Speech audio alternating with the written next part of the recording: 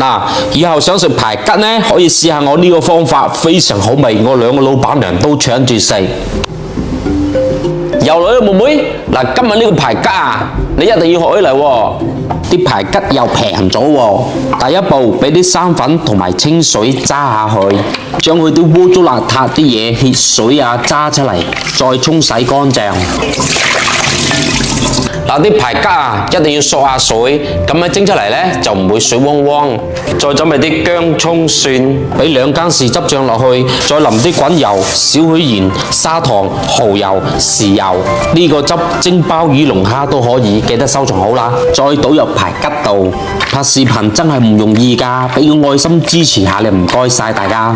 再俾啲生粉攪勻熱10分鐘，再嚟切啲香芋。